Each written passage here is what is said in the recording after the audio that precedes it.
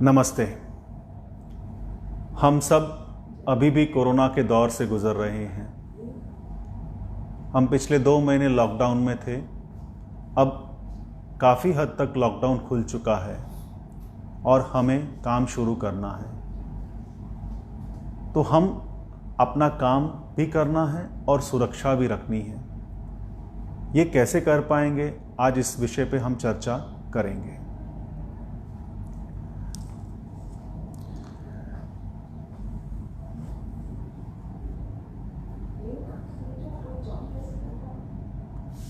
Slide sharing हो गया।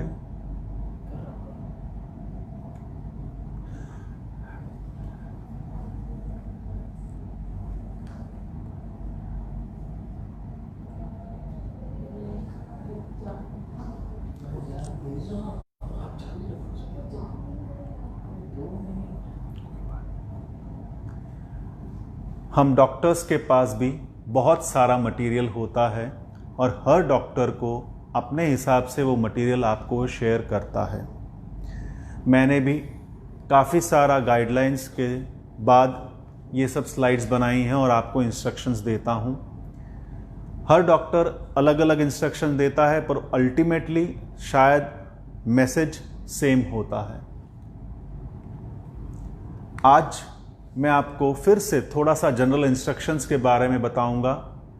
आप ऑफिस या अपनी शॉप जा रहे हैं तो वहाँ पे क्या चेंजेस करने हैं आपको वो बताऊंगा। और मैं आज मास्क यूज़ ज़्यादा डिटेल में जाऊंगा और अगर वक्त मिला तो मैं सारे ही क्वेश्चन आंसर्स आज आपको सिलेक्ट पूरे जो हैं वो मैं आपको बताऊंगा। 1 घंटे के बाद मैं या मेरे जो कोऑर्डिनेटर हैं वो आपसे पूछेंगे। आप मैसेज करके बता दीजिएगा कि मुझे कंटिन्यू करना है या नहीं करना है। चलिए हम शुरू करते हैं आज की। सबसे पहले जनरल इंस्ट्रक्शंस। मैं आपको ये सब पहले भी अपने शोज़ में आपको बता चुका हूँ, मैं आपसे डिस्कस कर चुका हूँ कि कौन सी चीज़ें आपको ध्यान रखनी है। पहली, सोशल डिस्टेंसिंग ऑफ 2 मीटर्स बहुत इम्पॉर्टेंट है। हैंड हाइजीन भी इम्पॉर्टेंट है। आप अपना हाथ अपने मुंह, आँखों पे और मुंह पे नहीं लगाएंगे, किसी से आप हाथ नहीं मिलाएंगे और जिनको खांसी जुकाम है उनके नज़दीक आप नहीं जाएंगे। कहीं पर भी हो आपको कफ और स्नीज एटिकेट्स फॉलो करने ही हैं। अब एक प्रश्न उठता है कि इन सब में से सबसे मोस्ट इम्पॉर्टेंट चीज़ क्या है, तो मैं कहूँगा मोस्ट इम्पॉर्टेंट चीज़ सोशल डिस्टेंसिंग है। इन सब चीज़ों में जो हमें प्रोटेक्ट करेगी कोरोना के खिलाफ। हैंड हाइजीन, ये बड़ी अच्छी इंपॉर्टेंट स्लाइड है। जब भी मैं अपने हाथ धोता हूँ तो ये मेरे सामने आती है।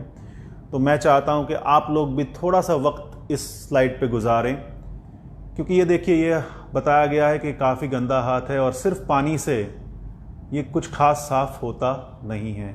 लेकिन अगर आप इसे सोप और पानी से और पर्याप्त सेकंड्स देंगे आप, यानी कि आप 20 से 30 सेकंड लगाएंगे, तो आपका हाथ काफ़ी हद तक साफ़ हो जाएगा और कोरोना से आप मुक्त हो पाएंगे। इसीलिए सिर्फ पानी से हाथ ना धोइए, 20 सेकंड कम से कम लगाइए और साबुन और पानी से यूज़ करिए। अब लास्ट टाइम मैं आपको living with corona virus the new normal पे हमने चर्चा करी थी, तो एक बार मैं आपको समराइज़ करा देता हूँ कि ये क्या न्यू नॉर्मल क्या था। सबसे मोस्ट इम्पॉर्टेंट आप देख रहे होंगे कि ये स्लाइड्स में मैंने 3 कलर्स में मैंने ये हैंडराइटिंग लिखी हुई है, वाइट में, ब्लैक में और ये ग्रे में। तो वाइट का जो है वो रूटीनली हम लोग जो फॉलो बिल्कुल बड़ी आसानी से पहले ज़माने में हम करते ही थे। हमने कुछ नया नहीं करना है। जैसे कि हैंड हाइजीन, कफ एटिकेट्स हमें अच्छे से पहले हम लोग फॉलो करते थे। हम कभी भी अपने घर में चप्पल पहन के अंदर एंटर नहीं हुआ करते थे और बिना हाथ धोए हम खाना वगैरह नहीं खाते थे, और किसी से भी हाथ मिलाते थे तो हम पहले अपने हाथ धोते थे, और हम अननेसेसरी बाहर जाया नहीं करते थे। और तीसरा है मेंटेन सोशल डिस्टेंसिंग। हमें ये हमेशा सिखाया गया है कि हमें नमस्ते करनी है, ना कि हमें हैंडशेक करना है, ना कि हमें वेलकम हग देना है किसी को। तो हम जो करते आ रहे हैं उसमें से बहुत ज़्यादा डिफरेंस नहीं है। हम घर का बना हुआ खाना, अच्छी बैलेंस डाइट लेते थे, वो आपको कंटिन्यू करनी है। हम पहले से एडवांस में लिस्ट बनाया करते थे कि हमें एक हफ्ते का सामान कैसे लाना है, वो सब करना है। एक्सरसाइज किया करते थे, हम मेडिटेशन करते थे, हम पानी और सोप पहले ही यूज़ करते थे, हम अपने बड़ों का ख्याल रखते थे और हम अपने आप पे बहुत ध्यान रखते थे। तो केवल सिर्फ ये जो लिखा है वेयर मास्क और शॉप ऑनलाइन और ऑनलाइन पेमेंट ही एक जो डिफरेंस है, जो कि आपको पुराने ओल्ड नॉर्मल और न्यू नॉर्मल में फ़र्क है। तो प्रैक्टिकली देखा जाए तो बहुत ज़्यादा फ़र्क आपको चेंज अपनी लाइफ में लाना नहीं है इस कोरोना के से लड़ने के लिए। हाँ, ये ज़रूर है, मेंटेन सोशल डिस्टेंसिंग हम नहीं किया करते थे, आज की रिक्वायरमेंट है कि हमें ये करना है और करना है। अब हमारे आगे एक समस्या है, क्या हम घर बैठे रहें या फिर हम तैयार हों अपने काम पे जाने के लिए। ये समस्या हर एक के लिए है, हर इंसान के लिए जो है अभी जो इस दुनिया में है। लेकिन हम इसी पे आज चर्चा करेंगे कि हमें कैसे सावधानी रखनी है और अपना काम भी करना है। तो सबसे पहला प्रश्न आता है कि लॉकडाउन के बाद हम अपनी नॉर्मल लाइफ और रूटीन एक्टिविटीज कर सकते हैं? तो आंसर है नो, क्योंकि कोरोना वायरस अभी गया नहीं है। लॉकडाउन खत्म हो गया है या हो रहा है, इसका ये मतलब नहीं है कि कोरोना वायरस भी खत्म हो गया है। कोरोना वायरस हमारे साथ कम से कम 6 महीने या 1 साल तक हमारे साथ रहने वाला है। और अब वही प्रश्न मैं दूसरी तरह से पूछता हूं, क्या लॉकडाउन के बाद न्यू नॉर्मल लाइफ और नेसेसरी जो चीजें हैं वो कर सकते हैं? तो आंसर है यस, बट हमें उससे पहले सीखना होगा कि हमें काम कैसे करना है और कोरोना के साथ कैसे जीना है। मैं और आप कोरोना वायरस से घिरे हुए हैं और मार्जिन ऑफ एरर बहुत कम है। हमने अक्सर हाईवेज पे पढ़ा होगा, सावधानी हटी दुर्घटना घटी। यहां पर भी ऐसा ही है। तो इसमें जीतेगा कौन? आप जीतेंगे या वायरस जीतेगा? ये डिसाइड कौन करता है? ये डिसाइड सिर्फ एक ही चीज करती है, आपकी अलर्टनेस लेवल। वायरस याद रखिए 24 घंटे अलर्ट रहता है, और अगर आप जब अलर्ट होंगे तो आप जीतेंगे। लेकिन आप अगर आलसपन के कारण आप जो फॉर्मेलिटीज हैं वायरस से लड़ने की, उसमें अगर आप सावधानी नहीं बरतेंगे और थकावट के कारण अगर आप कोई सावधानी नहीं बरतेंगे तो वायरस जीत सकता है आपसे। तो हमें एक चीज हमेशा याद रखनी है कि इस समय हमें सारे प्रोटेक्टिव और प्रिवेंटिव मेजर्स जो भी हैं इस वायरस को से लड़ने के, वो हमें अपनाने हैं। अब सबसे पहली बात आती है, ऑफिस पे जाना है तो ऑफिस की और ऑफिस के स्टाफ की क्या जिम्मेदारी होती है। सबसे पहले तो किसी भी ऑफिस या शॉप पे आप कम से कम 2 या 3 पोस्टर्स लगाएंगे। उसमें से एक डूज एंड डोंट्स वाला पोस्टर होना चाहिए, एक हैंड हाइजीन वाला पोस्टर होना चाहिए और एक कफ एटिकेट्स वाला पोस्टर होना ही चाहिए, ताकि आप लोगों को और मेरे को, सब लोगों को बार बार याद दिलाता रहे कि हमें क्या करना है और क्या नहीं करना है इस कोरोना के खिलाफ।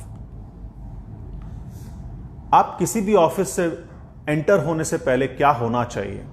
सबसे पहले स्टाफ का हर इंसान, हर बंदा को आपको एजुकेट करना है कोरोना वायरस के से कैसे जीना है, कैसे उससे बचना है और हमें अपने ऑफिस में क्या चेंज लाने पड़ेंगे। सारे स्टाफ का एजुकेशन बहुत ज़रूरी है।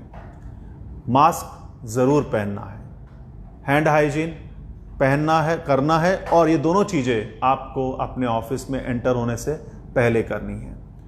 अटेंडेंस के लिए फेस डिटेक्शन यूज़ करिए। टेम्परेचर के लिए IR गन अगर पॉसिबल है तो यूज़ करिए। जो भी इंसान ऑफिस में अंदर बाहर जा रहा है उसका पूरा पता और मोबाइल नंबर आपके पास होना चाहिए। जो भी इंसान आपके ऑफिस में आ रहा है उसको किस इंसान से, किस ऑफिस के मेंबर से मिलना है, उससे पहले आपको बता देना है। और अगर आपके पास ऐसा कोई चैम्बर है जहां 1-to-1 मीटिंग हो सकती है, तो बेटर है कि जिस इंसान से वो मिलना चाहता है वो उसी एक चैम्बर में ही मिले। और आपको इंटेलेक्चुअली ऑनेस्ट रहना है अपने सिम्टम्स ऑफ कोरोना वायरस से और हिस्ट्री ऑफ एक्सपोजर से। अगर आपको खांसी, जुकाम, बुखार या सांस चढ़ रही है तो प्लीज़ आप अपने एम्प्लॉयर को ज़रूर बताएंगे। ये आपकी सुरक्षा के लिए भी इम्पॉर्टेंट है और आपके साथियों के लिए भी इम्पॉर्टेंट है। और अगर आप किसी ऐसे व्यक्ति के संपर्क में आ गए हैं जिसको कोरोना वायरस पॉजिटिव आया है, तो भी आपको अपने एम्प्लॉयर और ऑफिस को ज़रूर बताना है। अब आप ऑफिस में हैं तो क्या करना है? सबसे पहले most important, social distancing maintain करनी ही है। हैंडशेक्स नहीं करने हैं, जोर से बातें नहीं करनी हैं, खास करके खाने के टाइम आपको बोलना नहीं है। एंड वेरी वेरी इंपॉर्टेंट, ये जो तम्बाकू खा के बिल्डिंग के इधर उधर थूकने की जो आदत है वो हम इंडियंस को ये हमेशा के लिए छोड़नी होगी। और मैं तो मानता हूं कि एक हर कंपनी को अपने एम्प्लॉयज़ का एक ऑनलाइन टेस्ट लेना चाहिए, उसे एक ई-सर्टिफिकेट इशू करना चाहिए और एक कोरोना प्रिवेंशन पेंटोमेथ बैच उसको देना चाहिए। ये कॉन्फिडेंस बढ़ाएगा आपस में भी, और आपकी कंपनी अगर किसी दूसरे कंपनी के बंदों से मिलती है तो ये कोरोना प्रिवेंशन पेंटोमेथ बैच जो है वो बड़ा कॉन्फिडेंस, जो एक दूसरे से डर हो गया है हमें, अभी एक इंसान दूसरे इंसान से डरने लग गया है कि मैं कहीं किसी से मेरे को कोरोना ना हो जाए। लेकिन अगर ये बैच पहना होगा, पेंटोमेथ का मतलब होता है एक इंसान जो हर कुछ जानकारी रखना चाहता है और उसे वो जानकारी है। तो ये बैच प्रिफरेबली, अगर आप, ये बैच सिंपल है बनाना, अगर आप बनाते हैं तो एक क्या है कि एक दूसरे में जो हम फियर फैक्टर है वो ये कम कराएगा ये बैच। नेक्स्ट है, आपको हमेशा एक रिकॉर्ड रखना है, आप किससे मिल रहे हैं एक चीज, और आपके ऑफिस में कौन कौन आ रहा है उसका आपको रिकॉर्ड रखना है। ये इसलिए इंपॉर्टेंट है क्योंकि अगर बाय चांस वो इंसान पॉजिटिव हो गया जिससे आप संपर्क में आए थे तो आप प्रिकॉशन ले सकते हैं। अब एसी कैसे इस्तेमाल करना है आपके ऑफिस में, तो जो ऑफिस चालू, जो एसी ऑन करता है उसको बोलना है कि ऑफिस आवर्स से 2 घंटे पहले ही एसी ऑन कर दे और ऑफिस आवर्स खत्म होने के बाद भी 2 घंटे तक एसी चालू रखना चाहिए। 12 एक्सचेंज हवा का इस सेटिंग करनी है कि 12 एक्सचेंज हो सके। टेम्परेचर 26 से 30 रखना है। एग्जॉस्ट फैन अगर हो आपके उस ऑफिस में तो प्लीज चालू रखना है, नहीं तो सीलिंग फैन आपको स्लो स्पीड पे चालू रखना है। प्रेफरेबली एक विंडो आपको खुली रखनी है एसी जब चालू रख रहे हो तो। आपके ऑफिस में थोड़ी सी बदलाव क्लीनिंग का करना पड़ेगा कोविड के टाइम पे। आपको रूटीनली आप पानी और साबुन से करते हैं, मैं एक सजेस्ट और करूंगा कि एक बकेट आप 1% हाइपोक्लोराइड का ज़रूर ऐड कर दें। पहले आप पानी और साबुन से आप साफ़ करवाइए और उसके बाद 1% हाइपोक्लोराइड से आप मॉप करवाइए, तो आपको आपकी ऑफिस सुरक्षित रहेगी। अननेसेसरी स्प्रेज और ये सब चीज़ें मत कराइए। अगर आप इतना करते हैं तो आपकी ऑफिस सुरक्षित है। याद रखिए कि जो मेटालिक चीज़ें हैं उस पर आप सोडियम हाइपोक्लोराइड यूज़ नहीं करेंगे। उससे आप अगर पॉसिबल है तो आप या तो साबुन और पानी से या फिर आप सैनिटाइज़र से साफ़ कर सकते हैं। जो भी नॉन मेटालिक चीज़ें हैं आपकी ऑफिस में उसे आप 1% हाइपोक्लोराइड यूज़ कर सकते हैं। याद रखना है कि जो जो चीज़ें आप, हर इंसान यूज़ ज़्यादा करता है, जैसे कि हैंडल्स हैं, डोर नॉब्स हैं, लिफ्ट बटन्स हैं, हैंड रेलिंग्स हैं, वो आपको ज़रूर साफ़ करवानी है। और अगर आपके ऑफिस में लिफ्ट है तो लिफ्टमैन का प्रयोग ना करें, क्योंकि अगर लिफ्टमैन का प्रयोग करेंगे तो वो बेचारे लिफ्टमैन को तो कोरोना हो ही जाएगा। इतने इंसान उस लिफ्ट में आते हैं रोज़ दिन, तो लिफ्टमैन नहीं यूज़ करना है। प्रेफरेबली एक वहाँ पे एक स्टैंड बना देना है जिसमें मैच स्टिक्स या फिर टूथपिक स्टिक्स पड़े हों और एक डस्टबिन पड़ा हो। आपको जो भी लिफ्ट का बटन दबाना है वो प्रेफरेबली टूथपिक या मैच स्टिक से दबाना है और वो उसी समय वो डस्टबिन में डाल देनी है। अब मैं आता हूं आज के इस सेशन का मुख्य जो मैं आपको बताने जा रहा हूं कि मास्क, कौन सा मास्क पहनना है, कब पहनना है और उसको कैसे इस्तेमाल करना है। सबसे पहले दो चीज़ें हमेशा याद रखनी है कि जो हम N95 मास्क जो देख रहे हैं मार्केट में, उसे एक्चुअली रेस्पिरेटर कहते हैं और जो हम दूसरे मास्क हैं उसे मास्क कहते हैं। तो हम तीन कैटेगरी के मास्क के बारे में चर्चा करेंगे, एक रेस्पिरेटर के बारे में, दूसरा सर्जिकल मास्क के बारे में और तीसरा होममेड मास्क के बारे में। तो ये रेस्पिरेटर क्या है? Respirator actually tight fitting mask हैं जो कि आपको फेशियल सील बनाने के लिए ही डिजाइन किए गए हैं। ये दो प्रकार के होते हैं, वाल्व और नॉन वाल्व। नॉन वाल्व जो है वो आपको दो तरफा प्रोटेक्शन देते हैं, मतलब कि पहनने वाला भी प्रोटेक्ट रहता है और जो उसके सामने और इंसान हैं उस सराउंडिंग्स में वो भी प्रोटेक्टेड रहते हैं। और ये डिस्पोजेबल होते हैं, हाफ फेस और फुल फेस में ये मिलते हैं। हम आज सिर्फ डिस्पोजेबल मास्क के बारे में ही चर्चा करेंगे। ये मास्क डिस्पोजेबल है पर इसे हम रीयूज कर सकते हैं। ये कैसे करना है वो सब मैं आपको बताऊंगा। मैं हाफ फेस और फुल फेस के बारे में कुछ खास चर्चा नहीं करूंगा। अब आपने ये सब हमने सुना है कि N95 मास्क हम लोग बहुत चर्चा में है ये, लेकिन N95 है क्या? N95 कुछ नहीं है, एक अमेरिकन स्टैंडर्ड है N95। ये मास्क की कोई कंपनी नहीं है, लेकिन ये एक स्टैंडर्डाइजेशन है जो अमेरिका यूज करती है। इसी तरह से यूरोप दो स्टैंडर्ड यूज करती है, FFP और P1, P2, P3, और FFP1, FFP2 और FFP3 यूज करती है। और जबकि चाइना जो यूज करती है वो KN95 स्टैंडर्ड यूज करती है। तो जब भी आप मास्क खरीदने जाएं तो ये ध्यान रखें कि आपने मास्क जो खरीदा है वो किस स्टैंडर्ड का है, वो जानना बहुत जरूरी है। अब ये स्टैंडर्ड बनाए किस हिसाब से जाते हैं? ये बनाए जाते हैं 0.3 माइक्रोन डायमीटर के जो पार्टिकल्स होते हैं उस हिसाब से ये बनाए जाते हैं कि ये मास्क कितना 0.3 माइक्रोन पार्टिकल को ये बचाता है और अवॉइड करता है या फिल्टर करता है।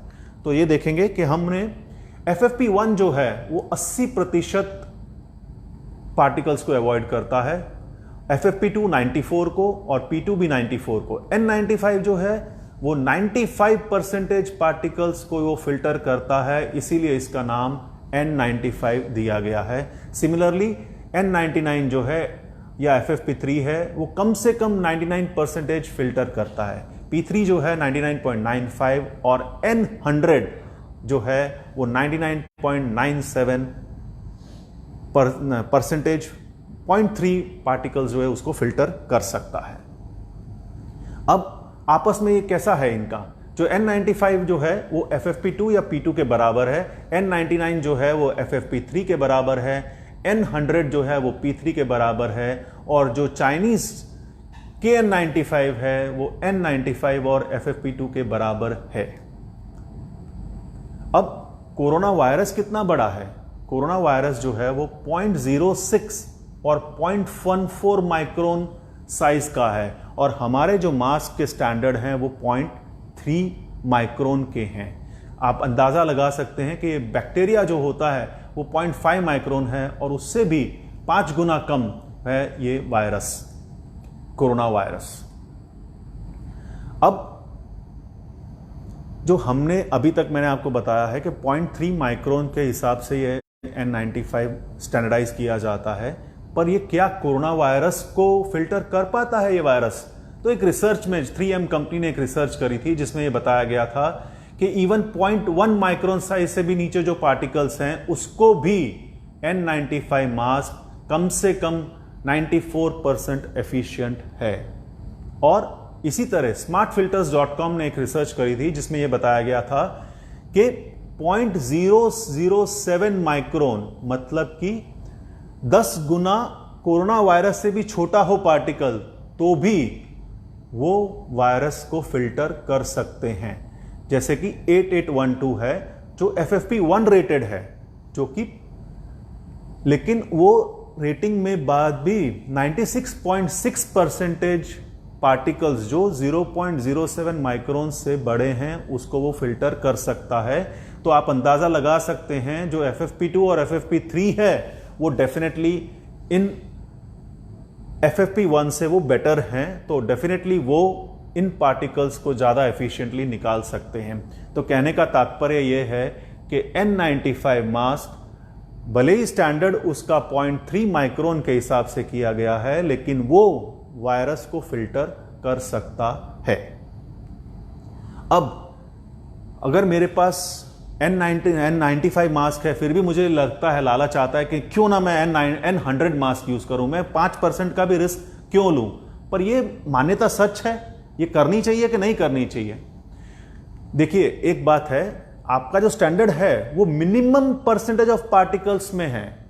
मतलब अगर N95 है तो वो मिनिमम N95 है, उससे ऊपर हो सकते हैं। तो यूजुअली देखा गया है कि आपका जो FFP2 रेटेड पार्टिकल है वो कम से कम 94% है। वो लिखा 94% होता है, पर एक्चुअली वो 94 to 99% पार्टिकल्स फिल्टर करता है। तो कहने का तात्पर्य यह है कि अगर आपको N95 और N9 आपके पास है तो आपको N100 लेने की कोई जरूरत नहीं है। अब आता है कि क्या KN95 जो कि चाइनीज कंपनी ने स्टैंडर्डाइज किया गया है वो N95 के बराबर है। देखिए, सबसे पहले तो मैं इन दोनों में डिफरेंस बताना चाहूंगा आपको कि ये जो है ना, ये ईयर लूप इलास्टिक्स होते हैं चाइनीज में, और इसमें जो होते हैं वो इलास्टिक होता है। हेड इलास्टिक हमेशा टाइट सील बेटर करता है। कहने का ये तात्पर्य है कि अगर आपको चॉइस मिले कि आप ईयर इलास्टिक मास्क यूज करें या हेड इलास्टिक मास्क करें, तो मैं मानता हूं कि आपको हेड इलास्टिक मास्क चूज करना है, क्योंकि आपकी फेशियल सील जो है, फिटिंग्स जो हैं, वो हेड इलास्टिक में बेटर रहेंगी। तो definitely KN95 is not equal to N95 because उसमें फेशियल सीलिंग बेटर नहीं है। अब आपने ये देखा होगा कि अक्सर लोग दो तरह के मास्क के वाल्व वाला और बिना वाल्व वाला यूज करते हैं। अब वाल्व और बिना वाल्व में फर्क क्या है? चलिए, वाल्व वाला के एडवांटेजेस क्या है वो देखते हैं। सबसे पहला कि उसको बाहर आपको सांस लेने में आसानी होती है वाल्व लेने से में आपको कंफर्टेबल ज़्यादा होता है। आपके अंदर जो फॉगिंग डेवलप होती है ये पहनने से वो नहीं होती है। और आइडियली वाल्व वाला मास्क जो है सिर्फ कंस्ट्रक्शन वर्क के लिए ही बना हुआ है। क्यों? क्योंकि वो सिर्फ अंदर आती हुई हवा को ही फिल्टर करता है। कहने का मतलब है कि जो आप सांस लेते हैं उसी को फिल्टर करता है, जो आप सांस छोड़ते हैं उसको फिल्टर नहीं करता है। यानी कि वन वे प्रोटेक्शन। इससे पहनने से आप तो प्रोटेक्टेड रहेंगे, लेकिन आपके साथी जो आपके साथ खड़े हैं वो प्रोटेक्टेड नहीं रहेंगे, क्योंकि आपकी बाहर निकाली हुई हवा जो है वो फिल्टर नहीं करता है। इसीलिए हेल्थ केयर प्रोफेशनल्स को कभी भी वाल्व फिल्टर्स या रेस्पिरेटर्स नहीं डालने चाहिए। अगर आप एक हेल्थ केयर वर्कर हैं और आपने वाल्व मास्क ऑलरेडी खरीद लिया है, वाल्व रेस्पिरेटर, तो क्या कर सकते हैं कि आप एक सर्जिकल मास्क जो है वो, और या फिर सर्जिकल मास्क या एक क्लोथ जो घर का बना हुआ मास्क होता है वो वाल्व रेस्पिरेटर के ऊपर डालें, तो कम से कम थोड़ा फिल्ट्रेशन आपके जो बाहर निकाल रहे हैं आप अपनी हवा, जो आप सांस ले रहे हैं, सांस छोड़ रहे हैं आप, उसमें से वो फिल्टर होगी। अगेन मैं कहूँगा, वाल्व फिल्टर अच्छा है, आपके लिए अच्छा है, पर आपके साथियों के लिए अच्छा नहीं है। इसीलिए हेल्थ केयर वर्कर को ये बिल्कुल डालना चाहिए नहीं। खास करके इवन जो पेशेंट्स कोरोना वायरस से रिकवर हुए हैं उनको भी ये वाल्व रेस्पिरेटर नहीं डालना चाहिए। अगर आपको डालना है तो एक सर्जिकल मास्क ऊपर जरूर डालिए। अब ये N95 मास्क कितने तरह के होते हैं वो जानते हैं, और इसे क्यों सर्जिकल N95 कहा गया है। ये वाले जो ब्लू कलर का मास्क है इसे सर्जिकल N95 मास्क किया गया, इसको भी सर्जिकल N95 मास्क कहा गया है। लेकिन जो हम रूटीनली यूज करते हैं ये मॉडल 8210, इसको अभी भी सर्जिकल मास्क सिर्फ कोरोना के लिए ही दिया गया है इसको एक खिताब। अदरवाइज ये मास्क कंस्ट्रक्शन वर्क के लिए ही था आज तक के लिए। अब ये जानते हैं कि ये कंस्ट्रक्शन वर्क के लिए या हमारे लिए भी कुछ काम कर रहा है। देखिए जो N92 8210 है वो डस्ट, माइट्स, फ्यूम्स, फाइबर्स और वायरस और बैक्टीरिया के लिए बना हुआ है। और ऑब्वियसली अब N95 आप जानते हैं कि मिनिमम 95% इसकी फिल्ट्रेशन एफिशिएंसी है। अभी रिसेंटली ही US FDA अप्रूवल मिला है इसको surgical mask for corona virus. अब इसमें और सर्जिकल मास्क N95 में क्या फर्क है ये हम जानते हैं, क्योंकि इसका जो स्टैंडर्डाइजेशन है ASTM F8162 इसका स्टैंडर्डाइजेशन दिया गया है जो कि कंपेयर करता है सर्जिकल रेस्पिरेटर और नॉन सर्जिकल रेस्पिरेटर को। जो सर्जिकल रेस्पिरेटर्स जो होते हैं उन्हें एक टेस्ट से पास होना होता है कि ये पहनने के बाद अगर डॉक्टर ये पहनता है और उसके मुंह पे ब्लड जो है वो प्रेशर से आता है तो ये मास्क अंदर से मॉइस्ट हो जाता है या गीला हो जाता है या नहीं हो जाता है, ये एक टेस्ट होता है। और ये test 80 millimetre Hg, 120 millimetre Hg और 160 मिलीमीटर Hg पर ये किया जाता है।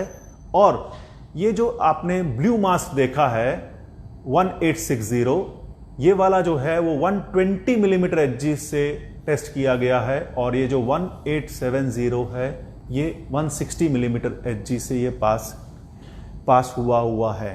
इसमें अगेन मैं आपको समझा देता हूं, N95 mask is a good mask for corona virus, but अभी भी ये सर्जिकल मास्क सिर्फ कोरोना वायरस के लिए ही स्थापित हुआ है। जो कि दूसरे मास्क हैं 1860 और 1870, ये एक्चुअली सर्जिकल मास्क हैं कि ये प्रेशर 120 मिलीमीटर Hg और 160 मिलीमीटर Hg के प्रेशर, ब्लड प्रेशर पे भी अगर ब्लड फेंका जाए इस प्रेशर पे भी तो भी ये अंदर से ये गीले नहीं होते हैं। अब नेक्स्ट स्टेप आता है कि क्या रेस्पिरेटर्स जो हम ये N95 मास्क पहन लें या उससे ऊपर भी हम सर्जिकल रेस्पिरेटर्स पहन लें तो ये हमारे को प्रोटेक्शन करते हैं या नहीं करते हैं। तो आंसर है यस भी और नो भी। यस अगर आप इसे अच्छी तरह से पहनते हैं, अगर ये आपका फेस फिट और माइंड वेल फेस सील्ड है तो ये प्रोटेक्टेड है, ये प्रोटेक्शन करता है। अगर आपने मास्क पहन लिया और आपका हवा मास्क के आसपास जो बॉर्डर्स हैं उसके थ्रू जा रही है तो ये बिल्कुल भी प्रोटेक्टेड नहीं है। और अगर आपने इसको पहनने के बाद इसको फ्रंट को टच कर लिया और फिर इंसान की नॉर्मल पाया गया है कि इंसान 1 घंटे में 10 बार अपना मुंह पे टच करता ही है और ये आदत बदलना पॉसिबल नहीं होता है। इसीलिए अगर आपने फ्रंट रेस्पिरेटर पहन लिया और फिर फ्रंट पे टच किया और फिर आपने मुंह पे टच कर लिया तो ये रेस्पिरेटर आपकी सुरक्षा नहीं करेगा। और एक और बात है, अगर आपने ये मास्क पहन लिया और आप अननेसेसरी रिस्क लेते रहे कि मैंने तो मास्क पहना हुआ है, मैं प्रोटेक्टेड ही हूं, और आपने दूसरे यूनिवर्सल जो प्रिकॉशंस हैं वो नहीं लिए, तो ये मास्क आपको प्रोटेक्ट करने वाला नहीं है। इसीलिए मैं हमेशा कहता हूं कि सोशल डिस्टेंसिंग सबसे मोस्ट इंपॉर्टेंट चीज है। क्यों? क्योंकि ये मास्क पहनने के बाद भी आपको मेंटेन करनी है। अब एक बात और है कि जिसको भी N95 मास्क पहनना है, या मैं तो कहता हूं इवन दूसरे मास्क भी पहनना है, तो इस समय कम से आप अपनी दाढ़ी शेव ऑफ करवा लीजिए। क्यों? क्योंकि ये पाया गया है कि अगर आपके पास आप दाढ़ी रखते हैं तो आपका फेस सील जो है वो लीकेज 1000 टाइम्स बढ़ जाता है। अगर आपको N95 मास्क उस सिचुएशन में नहीं बचा सकता है तो सर्जिकल मास्क और होममेड मास्क तो आपको नहीं बचा सकते हैं। तो मेरी गुजारिश है यंग जनरेशन से कि थोड़े महीनों के लिए आप अपनी दाढ़ी निकाल लें। अब रिलायबल ब्रांड्स कौन से हैं N95 खरीदने के लिए? पेंडेमिक के पहले 3M, GVS और Moldex थे, लेकिन आजकल ये मिलने नामुमकिन है। ये ब्रांड्स प्रैक्टिकली जो भारत में बने हुए हैं वो हैं वीनस 9473, पालनेक नोज, अर्बन गबरू और इंसप्लग N95 जो है ISI अप्रूव्ड हैं। अगर ये मार्क वाले आप लेते हैं मास्क तो भी ये अच्छे मास्क हैं। अब बारी आती है सर्जिकल मास्क की। क्यों? क्योंकि मैं मानता हूं कि N95 मास्क हर एक के लिए जरूरी है ही नहीं। सर्जिकल मास्क देखते हैं आगे चल के ये काम करता है और कितना काम करता है। सर्जिकल मास्क अगर देखा जाए तो ये जो पहनता है उसको प्रोटेक्ट करने के लिए नहीं बनाया गया है। ये सिर्फ सर्जरी के टाइम डॉक्टर कहीं पेशेंट को इन्फेक्ट नहीं कर दे, ये उसके लिए बनाया गया है। और इसकी मोस्टली कोई स्टैंपिंग रेटिंग नहीं है। अगर आप बल्क में खरीदते हो तो आजकल ये कोई एक स्टैम्प्ड पॉलिथीन बैग में नहीं मिल रहे हैं, बल्क में मिल रहे हैं आपको। तो ये मास्क ट्रिपल लेयर मास्क कहा जाता है, सर्जिकल मास्क। ये क्या है कि दो नॉन वोवर लेयर के बीच में एक मेल्ट ब्लोन लेयर है। ये मेल्ट ब्लोन लेयर बहुत इंपॉर्टेंट है क्योंकि यही एक चीज है जो आपको फिल्टरिंग कैपेसिटी आपकी बिल्डअप करता है। ये melt blown layer even N95 mask में भी यूज होता है, इसीलिए ये महंगा है और अभी इसकी डिमांड बहुत बढ़ गई है। इसीलिए जब भी आप मास्क खरीदें तो प्लीज चेक करिए कि आप ना केवल सिर्फ नीला रंग देख के आप एक सर्जिकल मास्क है चलो ये प्रोटेक्टेड है, नहीं। आप वो मास्क खोलेंगे, एक मास्क, उसमें देखेंगे कि ये इसका मेल्ट ब्लोन लेयर है और इसकी थिकनेस कितनी है। ये दोनों चीजें लेने के बाद ही आप वो मास्क खरीदेंगे। अगर ये लेयर बिल्कुल नहीं है तो वो कंपनी का आप मास्क नहीं खरीदेंगे। अगर उसकी थिकनेस अच्छी है तो आपका ये मास्क अच्छा है। अब कंपैरिजन, सर्जिकल मास्क पहनना है या N95 मास्क पहनना है, चलिए देखते हैं आगे। Obviously FFP2, FFP3, N95, N100 they are gold standards. उसका मुकाबला नहीं है, लेकिन हर एक को ये पहनने की भी जरूरत नहीं है।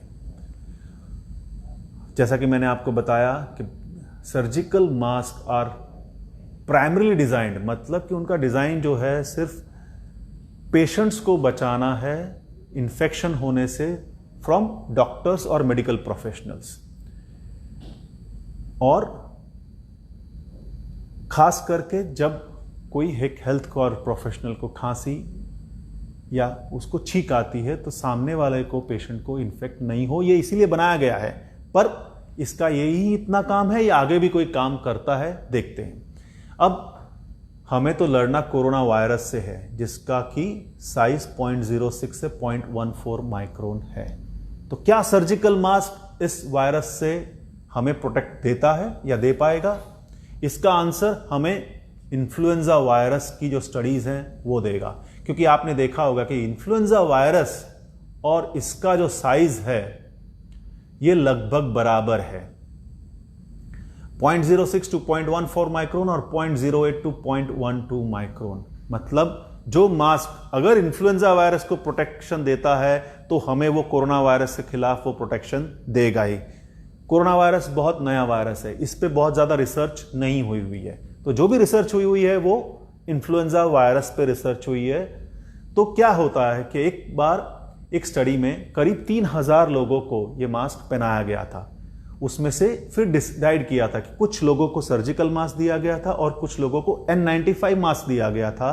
तो ये कितने प्रतिशत लोगों को इन्फ्लुएंजा इन लोगों में हुआ था, ये देखा है। रिजल्ट्स इसके हैं कि 8.2% जो है जिन्होंने N95 मास्क पहना था उनको इन्फ्लुएंजा वायरस हो गया था मास्क पहनने के बावजूद भी, और जो जिन्होंने सर्जिकल मास्क पहना था उन्हें यह 7.2% था। मतलब कि इनफैक्ट सर्जिकल मास्क जो था N95 मास्क से बेटर निकला। इसी तरह नर्सेस को करीब 450 नर्सेस को दो ग्रुप में डिवाइड कर दिया। एक ग्रुप ने N95 मास्क पहना और दूसरे ग्रुप ने सर्जिकल मास्क पहना। तो ये पहनने के बावजूद भी 22.9% जिन्होंने N95 मास्क पहना था उनको इन्फ्लुएंजा हुआ और 23.6% जिन्होंने सर्जिकल मास्क पहना था। इसके दो तात्पर्य हैं, एक कि सर्जिकल मास्क और N95 मास्क बिल्कुल बराबर है, और दूसरा कि अगर आप दूसरे प्रिकॉशंस नहीं लोगे तो केवल मास्क पहनने से आपको कोरोना वायरस नहीं बचा पाएगा। अब जो सर्जिकल मास्क है, अगर हम देखते हैं कि हमने तो अभी तक जो कोरोना वायरस का साइज है वो 0.06 माइक्रोन है, तो सर्जिकल मास्क क्या 0.06 माइक्रोन के खिलाफ, इनफैक्ट ये जो स्टडी है वो 0.007 माइक्रोन के खिलाफ की गई है, तो पाया गया है कि सर्जिकल मास्क 80% इवन वायरस के खिलाफ भी एक्टिव है, जबकि obviously FFP1 rated 8812 3M respirator जो है वो 96.6% प्रोटेक्शन है। कहने का तात्पर्य ये है कि ऑब्वियसली 3M मास्क के जो N95 मास्क हैं वो बेटर हैं as compare to surgical mask, पर सर्जिकल मास्क देखा जाए तो कोरोना वायरस से भी 10 टाइम्स छोटे पार्टिकल्स में भी वो 80% प्रोटेक्शन दे रहा है आपको।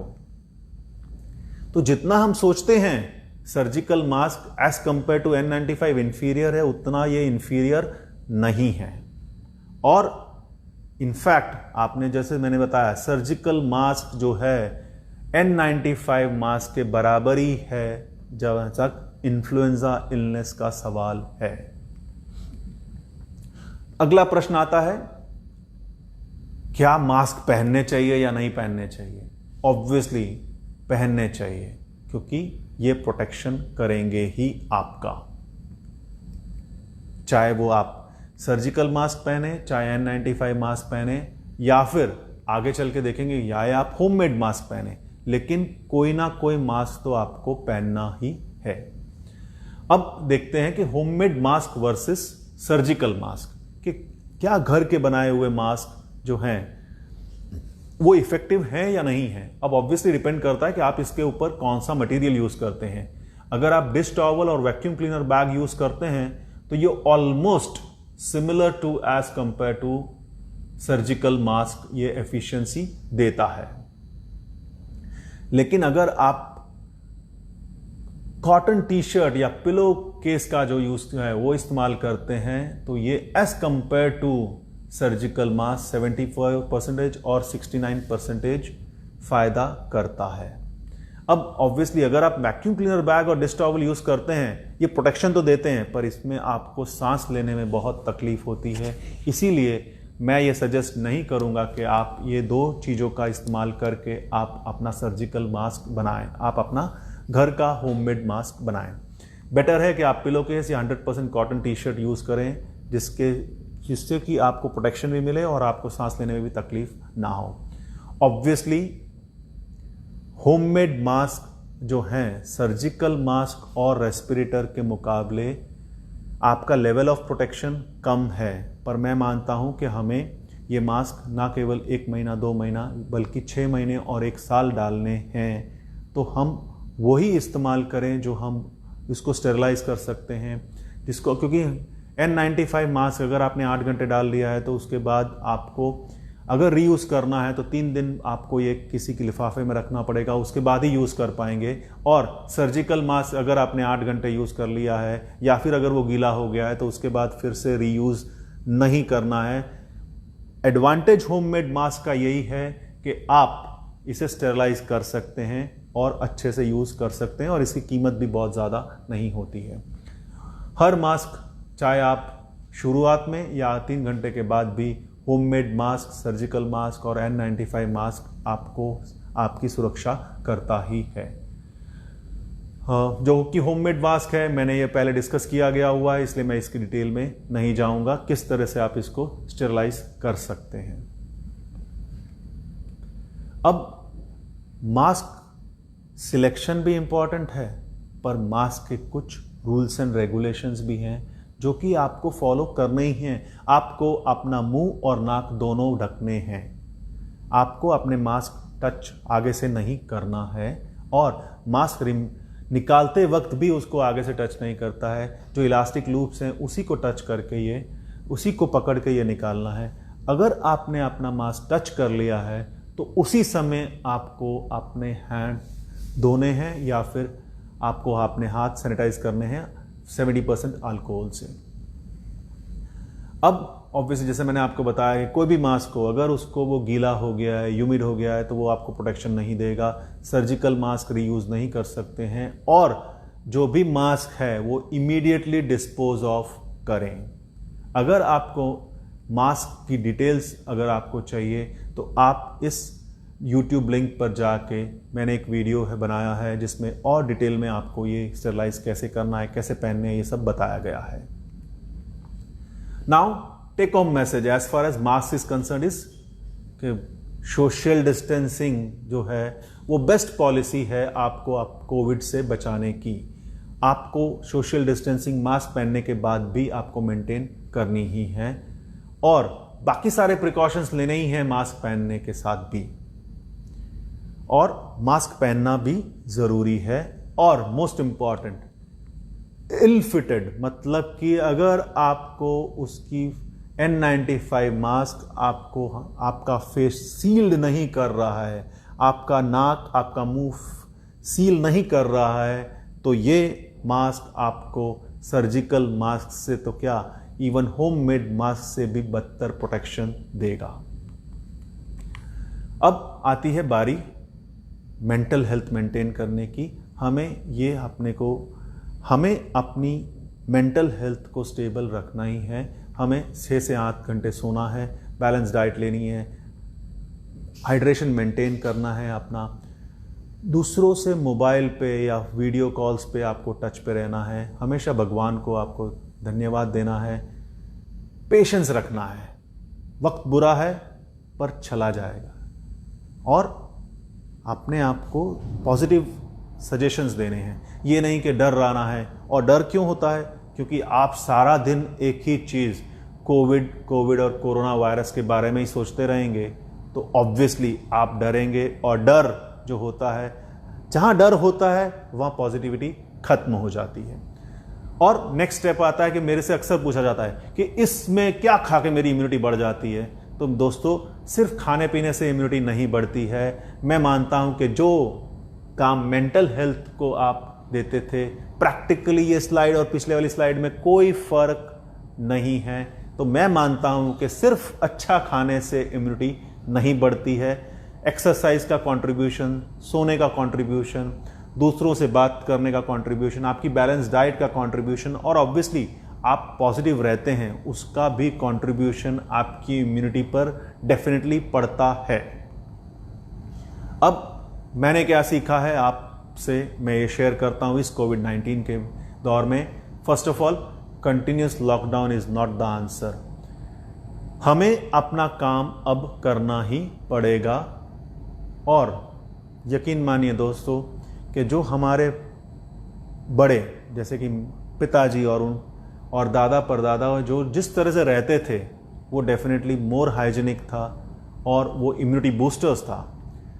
And second thing, prevention is better than cure, और हेल्थ इज वेल्थ। इससे ज़्यादा स्पष्ट मुझे नहीं लगा कि ये पिछले 3 महीनों में जो चीज़ मैंने सीखी है कि इससे ज़्यादा अच्छी चीज़ कोई है ही नहीं। हेल्थ से बढ़कर कोई चीज़ नहीं है। नेक्स्ट इज, हम अगर सादा जीवन जीते हैं तो हमें ज़्यादा पैसे नहीं चाहिए, और घर वालों के साथ अगर आप टाइम बिताते हैं तो आप स्ट्रेस फ्री रहते हैं। आप ही नहीं केवल ना, बल्कि आपके घर वाले भी स्ट्रेस फ्री रहते हैं। योगा आपके लिए फिजिकल और मेंटल हेल्थ दोनों के लिए ही इम्पॉर्टेंट है, और हम आत्मनिर्भर हो सकते हैं अगर हम चाहें तो। और लास्ट में, सॉरी और बहुत बोल रहा हूं, लेकिन ये जो मैंने सीखा है वो मैं आपको बता रहा हूं कि the new normal is actually old normal. कहने का तात्पर्य है कि जो भी अब हमें करना पड़ रहा है ये हम पहले करते ही थे, जरा सा मॉडिफाई करना है, बहुत ज़्यादा चेंज नहीं करना है। 1 घंटा हो गया है। अब दोस्तों, अगर आप चाहते हैं तो विदिन 1 मिनट अगर आपके जवाबों के हिसाब से ही मैं आगे चलूँगा, नहीं तो मैं ये सेशन आज ही समाप्त करता हूँ। अगर शुरू करूँगा तो मैं 1 मिनट में वापस आता हूँ। आपके मैसेजेस के ऊपर ही डिपेंड करता है कि मैं आगे का सेशन कंटिन्यू करता हूँ कि नहीं करता हूँ, क्योंकि अभी भी मेरे को एटलीस्ट ½ एन आवर है जो कि क्वेश्चन आंसर सेशन है मेरा। मैं आपके लिए 1 मिनट वेट कर रहा हूँ।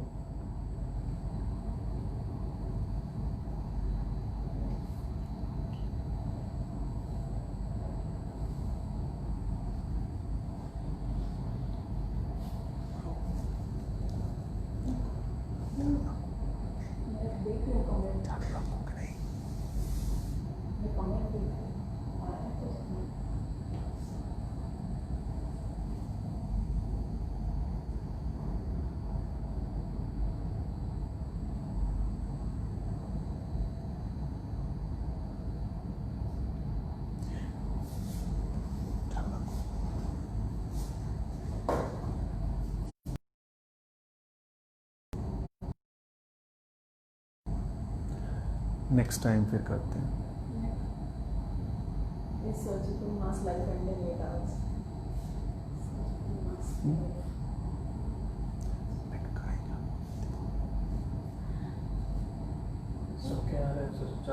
चालू रखूं? चलिए ठीक है, मेजॉरिटी ऑफ आप लोगों ने कहा है कि मैं सेशन चालू रखूं, तो मैं अपना क्वेश्चन आंसर सेशन चालू रख रहा हूं। सब हो जाएगा।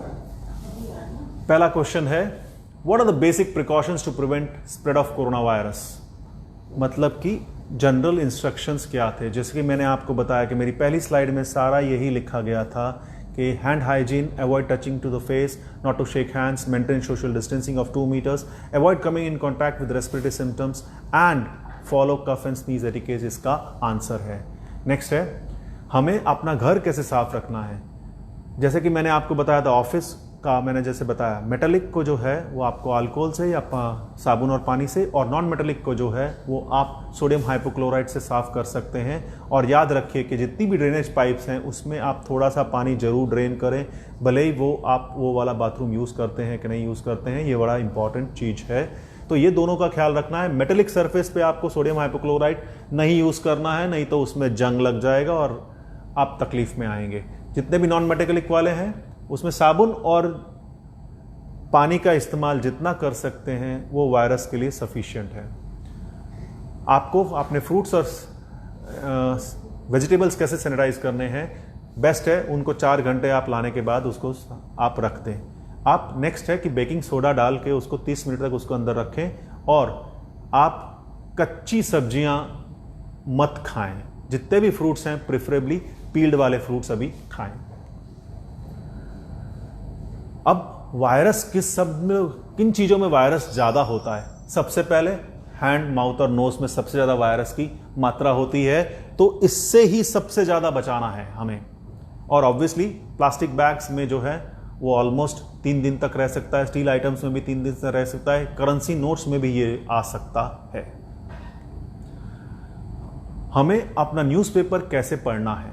आइडियली 2 घंटे न्यूज़पेपर को साइड में रख दीजिए, या फिर न्यूज़पेपर पढ़ने के बाद हैंड सैनिटाइज कर दीजिए। हालांकि रिस्क न्यूज़पेपर से आपको कोरोना वायरस होगा उसका बहुत बहुत कम चांसेस हैं, इसीलिए न्यूज़पेपर पढ़िए।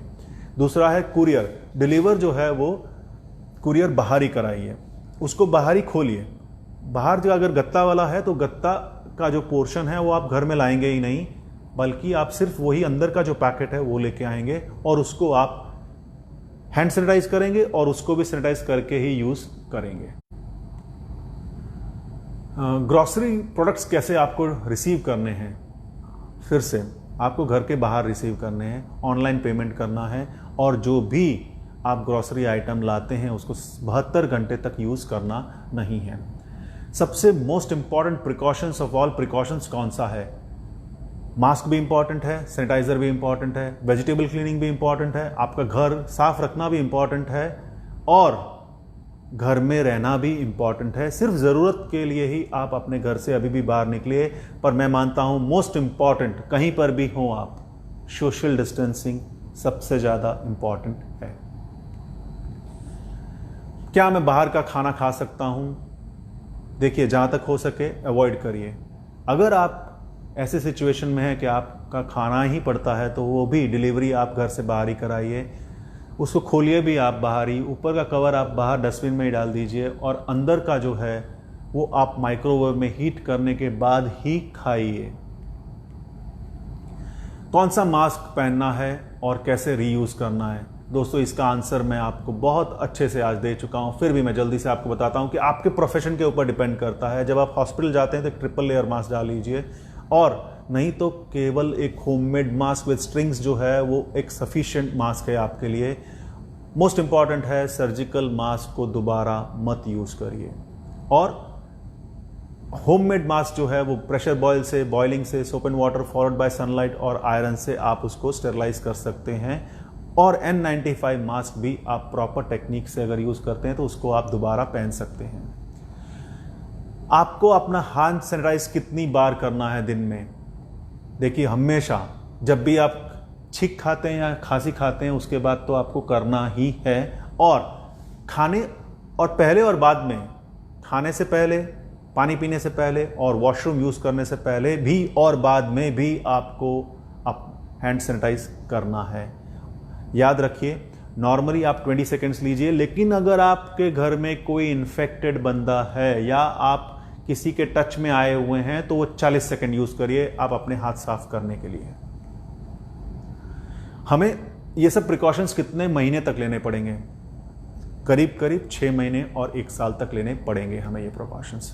मैं एक हाई रिस्क पेशेंट हूँ, मैं क्या काम कर सकता हूँ दोबारा? यस, आप काम कर सकते हैं, पर याद रखिए आपको सभी प्रिकॉशंस लेने हैं और आपको अपना मास्क यूज़ करना है, सैनिटाइज़र की एक छोटी सी बॉटल आपको लेके जानी है, रेस्पिरेटरी हाइजीन, और मोस्ट इम्पॉर्टेंट, कुछ भी हो आपको सोशल डिस्टेंसिंग मेंटेन करनी ही है। या फिर आप एक किसी ऐसे प्रोफेशन में हैं कि जो वहाँ पे आपका जनरल पब्लिक से बहुत करीब से आपको बात करनी पड़ती है, तो एक फेस शील्ड का भी इस्तेमाल करिए। अगर आप प्रेग्नेंट हैं तो आप काम पे जा सकती हैं कि नहीं जा सकती हैं? The answer is yes, but obviously taking precautions from both sides, corona virus भी और प्रेगनेंसी के हिसाब से भी जो प्रिकॉशंस हैं वो आपको लेने ही हैं। क्या एक ट्रांसप्लांट पेशेंट वापस काम कर सकता है अभी? यस, बिल्कुल काम कर सकता है, पर ऑब्वियसली सारे प्रिकॉशंस के साथ, एंड आपको अपनी दवाइयां मिस नहीं करनी है। क्या एक ट्रांसप्लांट पेशेंट को अपनी दवाइयां कम करनी चाहिए, immunosuppressive drugs? The answer is no, क्योंकि अगर आपने कम करी तो आपकी किडनी या लिवर रिजेक्शन में या दूसरा ऑर्गन रिजेक्शन में जा सकता है और आपको फिर से इम्यूनोसप्रेशन इनफैक्ट बढ़ाने की नौबत आ जाएगी। तो जो भी आपके डॉक्टर ने लॉकडाउन से पहले जो प्रिस्क्रिप्शन दिया हुआ है उसको प्लीज़ कंटिन्यू करिए। मैं एक ट्रांसप्लांट पेशेंट हूं और मेरे को अभी फॉलोअप का टाइम हो गया है, मुझे क्या करना चाहिए? आप अपने रूटीन टेस्ट करा सकते हैं, आप अपने डॉक्टर को प्रेफरेबली ऑनलाइन कंसल्ट कीजिए। अगर वो डॉक्टर कहता है कि आपको मुझे फेस टू फेस कंसल्टेशन करना ही पड़ेगा, तभी उस डॉक्टर से मिलने चाहिए। क्या ट्रांसप्लांट भविष्य में पॉसिबल होगा, लेकिन अभी प्लान्ड सर्जरीज जो हैं वो हम लोग नहीं कर रहे हैं और नहीं करनी चाहिए। थोड़ा सा धीरज रखिए, अगर आप डायलिसिस पर हैं अभी तो 1-2 महीने का ही प्रश्न है, आपका ट्रांसप्लांट ज़रूर होगा। क्या प्रोफाइलेक्टिक मेडिकेशंस है कोरोना से बचने के लिए? The answer is yes, but आपको अपने हिसाब से लेनी नहीं है, किसी के सुपरविजन में ही लेनी है। खास करके अगर आप ट्रांसप्लांट पेशेंट हैं तो आपकी जो दवाइयां हैं उसके साथ ये दवाई नहीं लेनी है और आपका डॉक्टर ड्रग इंटरैक्शंस आपको समझाएगा, उसके बावजूद ही आपको ये प्रोफाइलेक्सिस शुरू करनी है। घर बैठे बैठे कि सब लोग ले रहे हैं मैं भी ले लेता हूं, ऐसा नहीं करना है, क्योंकि इसके रूल्स एंड रेगुलेशंस हैं। आपका एक इको होना चाहिए, आप कार्डियोमायोपैथी के पेशेंट्स नहीं होने चाहिए, आप G6PD डेफिशिएंट नहीं होने चाहिए, और इसके साथ आप एजिथ्रोमाइसिन नहीं ले सकते हैं और आप ट्रांसप्लांट की दवाइयाँ भी नहीं ले सकते हैं। इसीलिए ट्रांसप्लांट की जो दवाइयाँ लेनी वो बहुत ज़रूरी हैं, इसीलिए ट्रांसप्लांट पेशेंट HCQ प्रोफाइलेक्सिस को नहीं ले सकते हैं।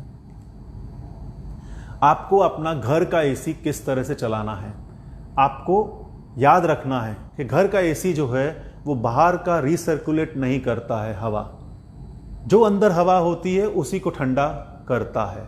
इसलिए टेम्परेचर जो है 25 to 30 डिग्री रखना है।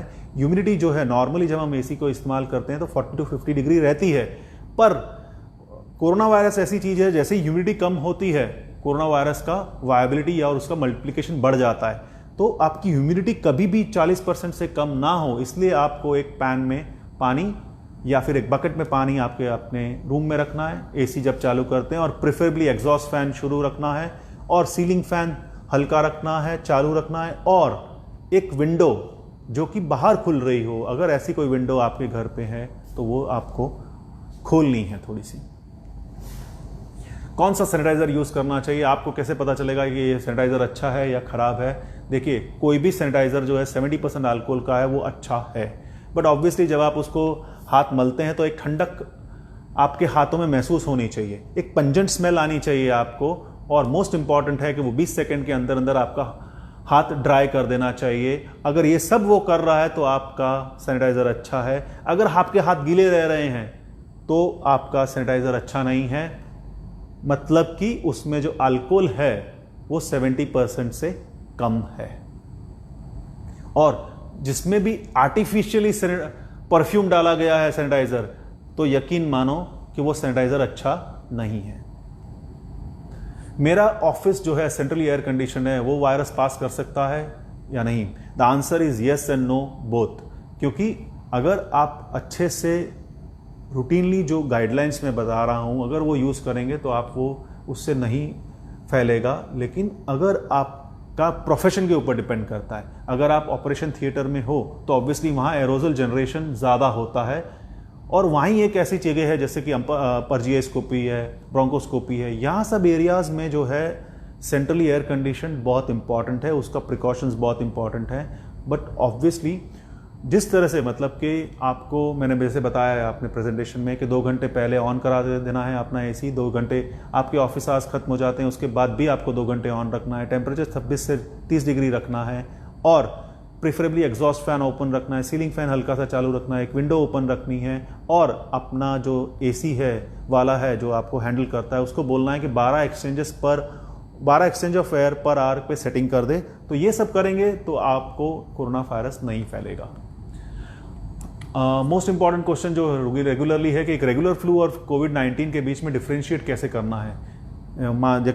दोस्तों, एज सच कोई डिफ्रेंशिएटिंग फैक्टर्स नहीं है, लेकिन लॉस ऑफ टेस्ट और स्मेल अगर हो जाता है आपको तो, और साथ में जो दूसरे सिम्टम्स हैं, आपको खांसी है, जुकाम है, फीवर है और लॉस ऑफ टेस्ट और स्मेल है, तो यस आपको कोरोना वायरस है, हो सकता है। दूसरा है अगर आपको सांस चढ़ती है, पर ये सांस चढ़ने वाला जो सिम्टम होता है यूजुअली दूसरे जो सिम्टम्स होते हैं उसके 7 से 8 के दिन के बाद ही आता है। तो मैं मानता हूँ सांस चढ़ने को एक डिफरेंशिएटिंग पॉइंट नहीं लेना चाहिए, क्योंकि वो तो एक एडवांस डिजीज हो ही गई है आपको कोरोना वायरस की, तो ये एक डिफरेंशिएटिंग पॉइंट नहीं लेना चाहिए।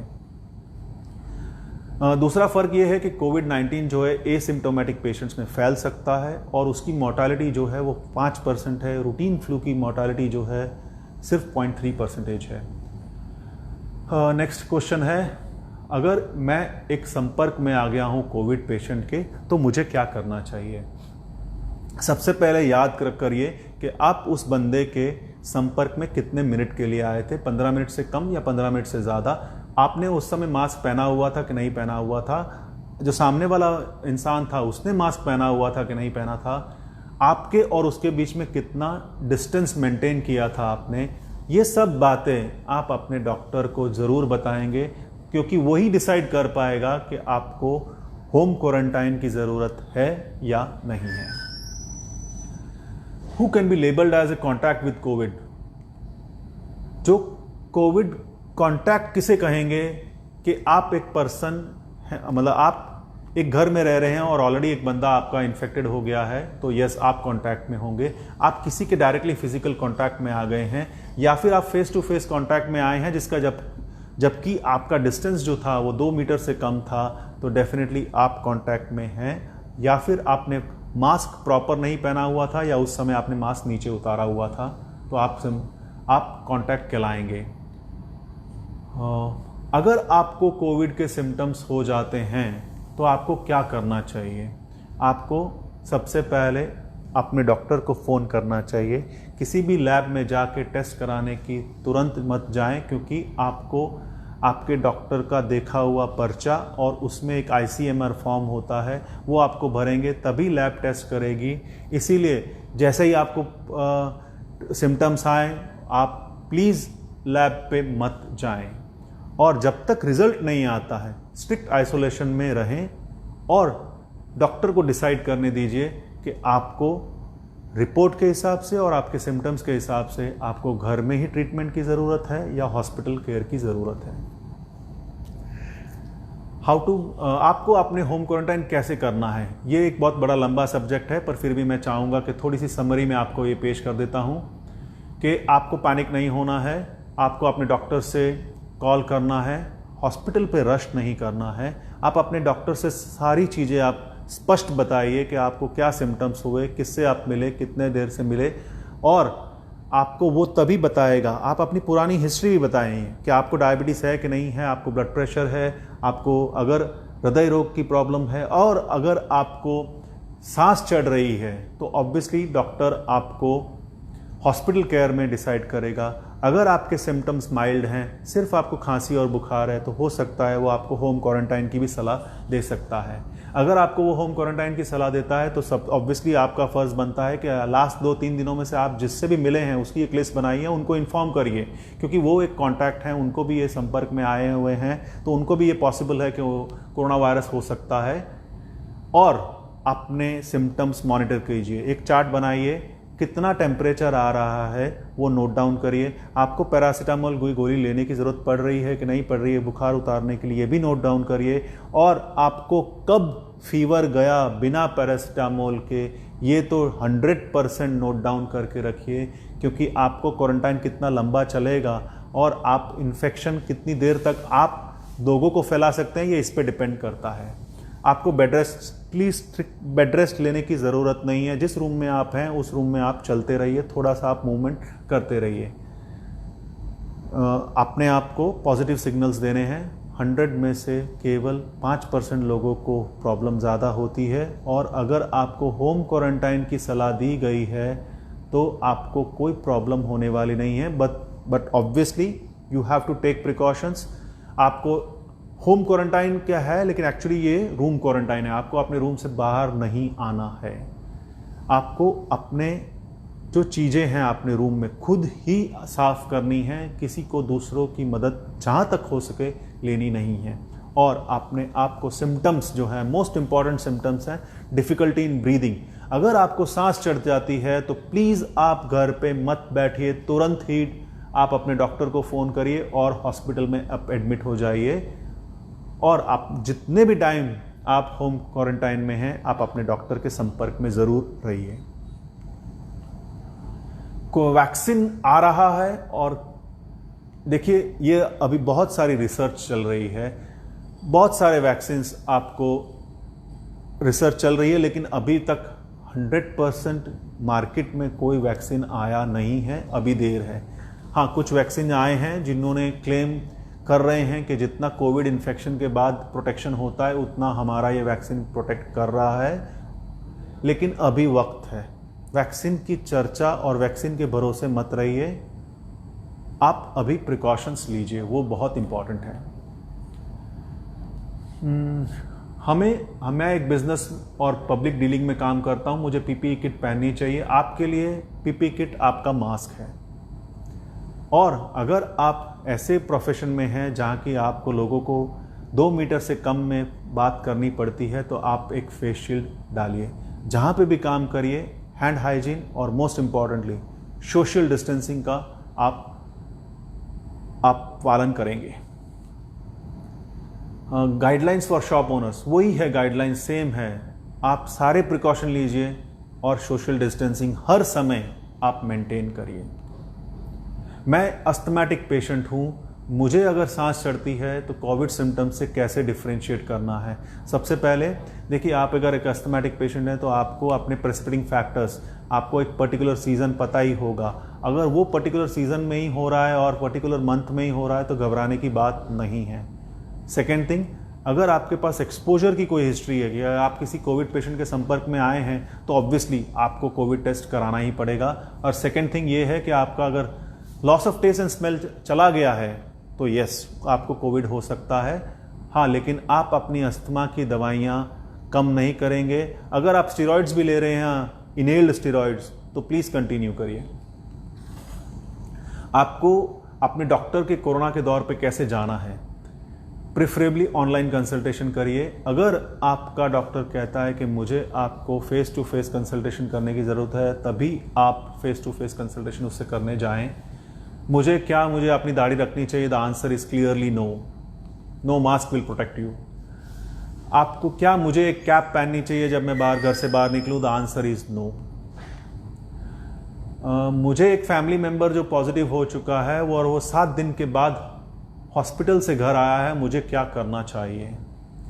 सबसे पहले सारा होम क्वारंटाइन की जो गाइडलाइंस है उसको फॉलो करनी चाहिए, स्ट्रिक्ट आइसोलेशन में रहना चाहिए, और उससे आप अपने सबसे मोस्ट इम्पॉर्टेंट, जैसे मैंने बताया कि आपको फीवर कब गया है उसका तारीख नोट डाउन कर लीजिए। हर मेंबर को मास्क पहनना है, सोशल डिस्टेंसिंग मेंटेन करनी है। घर की सफाई जो है वो आपको होम क्वारंटाइन गाइडलाइंस के हिसाब से करनी है। किडनी डोनर जो बीपी से जिसको अब बीपी हो गया है वो ज़्यादा रिस्क पे है। The answer is hypertensive patients are at risk of complications. आपको होने की संभावना इतनी ज़्यादा नहीं है as compare to general public. Complication थोड़े से ज़्यादा हो सकते हैं, बट अगर आपका क्रिएटिनिन नॉर्मल है तो आपको कोई एडिशनल रिस्क नहीं है एज ए डोनर। मुझे इम्यूनिटी बढ़ाने के लिए क्या करना चाहिए, इसका आंसर मैं बता चुका हूँ। सिर्फ खाने पीने से नहीं होगा, लेकिन हाँ, घर का खाना खाइए और जो खाना आपके दादा दादी खाते थे, नाना नानी खाते थे, वो आप खाइए। आपकी इम्यूनिटी डेफिनेटली बढ़ेगी उससे। नेक्स्ट है, हाँ, जैसे मैंने बताया था कि how to increase my immunity, ये मैं स्लाइड काफ़ी अच्छे डिटेल में आपको मैं बात कर चुका हूँ। नेक्स्ट है, मेरी अभी ड्यूटी क्या है इस कंडीशन में। आपकी ड्यूटी है कि आप अपने परिवार की सुरक्षा करिए, उसकी हेल्थ की सुरक्षा करिए, यही आपकी ड्यूटी है। आप अभी ये मत सोचिए कि मेरा पैसों का नुकसान हो रहा है, घबराइए नहीं। हम सभी एक ही बोट में हैं, इसीलिए अभी मेरा और आपका फर्ज एक ही बनता है कि हम अपने परिवार की सुरक्षा करें। हम अपने माँ बाप की, जिनकी उम्र ज़्यादा है, उनकी सुरक्षा करें। हमें अपने माँ बाप की और किड्स की जब हम अपने हॉस्पिटल जाते हैं तो हम एजेड पीपल और किड्स को हॉस्पिटल ले जाएं। द आंसर इज पहले तो उनको ले जाना ही नहीं है। जहाँ तक हो सके बच्चों को और बड़ों को बिना कारण से हॉस्पिटल में जाना चाहिए नहीं। अगर आपका बच्चा 2 साल से कम है तो उसको मास्क मत पहनाइए, क्योंकि वो बता ही नहीं पाएगा कि उसको थोड़ी सी सांस लेने में तकलीफ हो रही है, तो बच्चा बता नहीं पाएगा। तो 2 साल से कम है बच्चा को मास्क मत पहनाइए। अगर आप अपने बड़े बुजुर्ग को ले जाते हैं जिनको व्हील चेयर पर ले जाना पड़ता है, तो आप खुद ही व्हील चेयर चलाइए, किसी हेल्पर की हेल्प ना लीजिए। किडनी पेशेंट्स को क्या प्रिकॉशन लेने चाहिए? सबसे पहले आप अपना ध्यान रखिए, सारे प्रिकॉशंस रिलीजियसली लीजिए।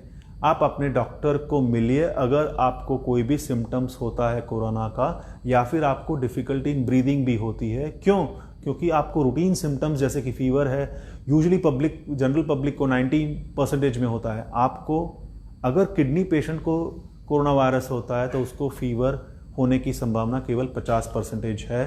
हाँ, एक बात याद रखना है, कोई भी आयुर्वेदिक मेडिसिन आपको लेनी नहीं है।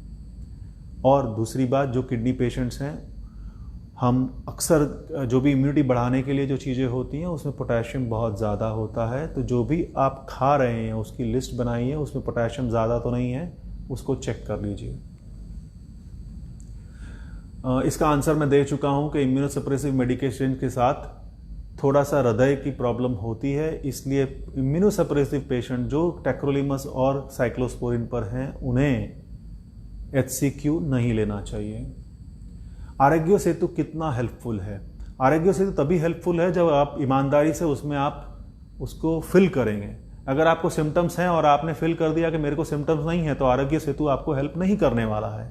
और उसको एक्टिव मोड पे रखिए। हाँ, उसका फ़ायदा ये है कि आपकी अपनी सोसाइटी में कोई केस है कि नहीं है, आपके नेबर को है कि नहीं है, वो आप जानकारी ले सकते हैं। आपको प्रोटेक्ट नहीं कर रहा है आरोग्य सेतु, प्रोटेक्शन आपको अपना ही लेना है, खुद का ही प्रोटेक्शन करना है आपको।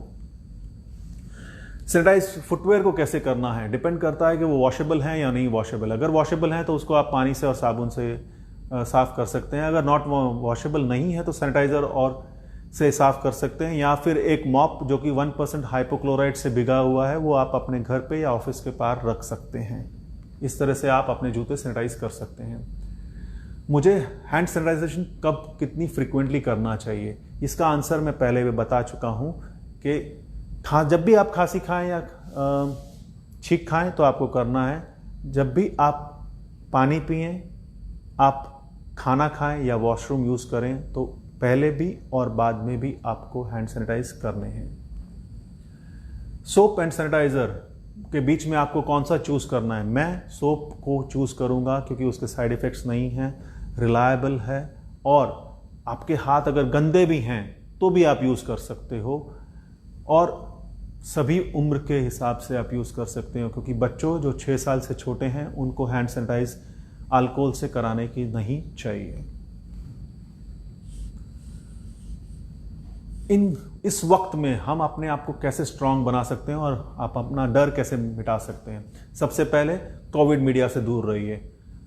दिन में 15 मिनट से ज़्यादा कोविड मीडिया पे ध्यान मत दीजिए। अगर आपको परेशानी लग रही है इस समय, तो कोरोना वॉरियर्स के बारे में सोचिए, जो हेल्थ केयर प्रोफेशनल्स हैं, जो चाहते हुए ना चाहते हुए भी अपनी ड्यूटीज़ कर रहे हैं, जो कि जिनको आपसे बहुत ज़्यादा संभावना है कोरोना वायरस होने की, पर फिर भी वो अपनी ड्यूटी निभा रहे हैं। आपकी तो सिर्फ इतनी ही ड्यूटी है कि जहाँ तक हो सके घर रहिए, सिर्फ ज़रूरत पड़े तभी घर से बाहर निकलिए और सारे प्रिकॉशंस लीजिए।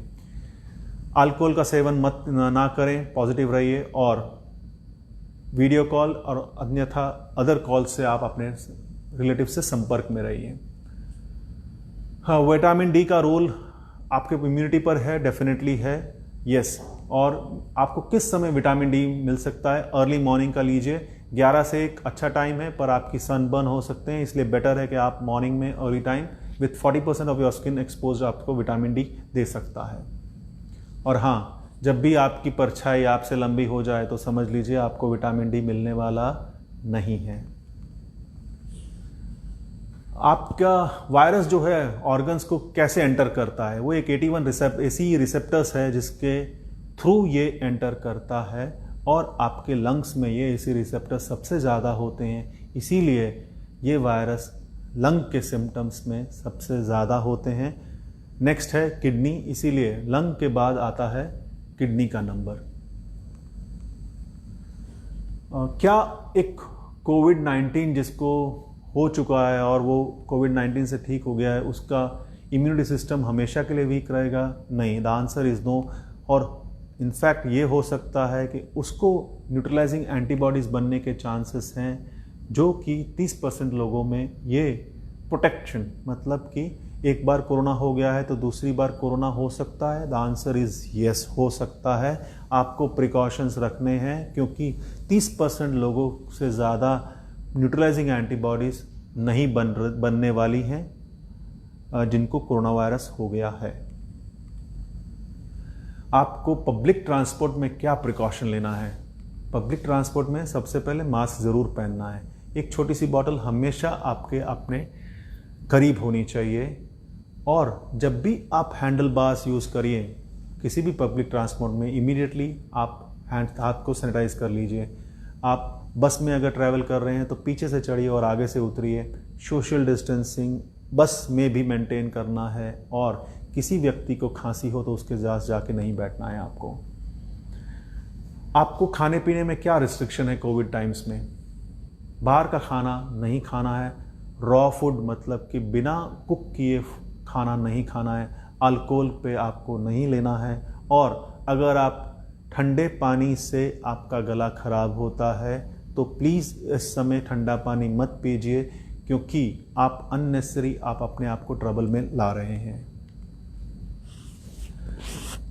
कौन सी वो एक्सरसाइजेज हैं या योगा है जिससे कोरोना प्रिवेंट हो सकता है? ऐसी कोई एक्सरसाइज नहीं है जिससे कोरोना प्रिवेंट हो सकता है। एक्सरसाइज, ब्रीदिंग एक्सरसाइज अच्छी हैं, दूसरी एक्सरसाइजेज भी अच्छी हैं, करनी चाहिए, लेकिन आपको प्रिवेंशन नहीं देता है कोविड के खिलाफ।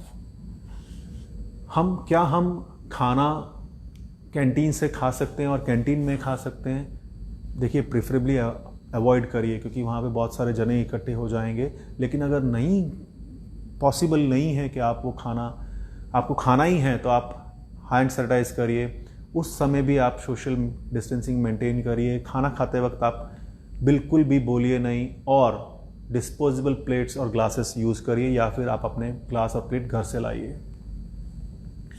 क्या एक Covid positive mother breast feed कर सकती है अपने बेबी को? The answer is yes. Better है कि आप एक्सप्रेस ब्रेस्ट मिल्क आप उसको पिलाइए, लेकिन अगर किसी वजह से एक्सप्रेस ब्रेस्ट मिल्क नहीं पिला सकते हैं, फिर भी आप एक किसी चद्दर के एक बैरियर रखिए। आप खुद का मास्क पहनिए और एक बैरियर रखिए, और आप अपने बच्चे को दूध पिला सकते हैं।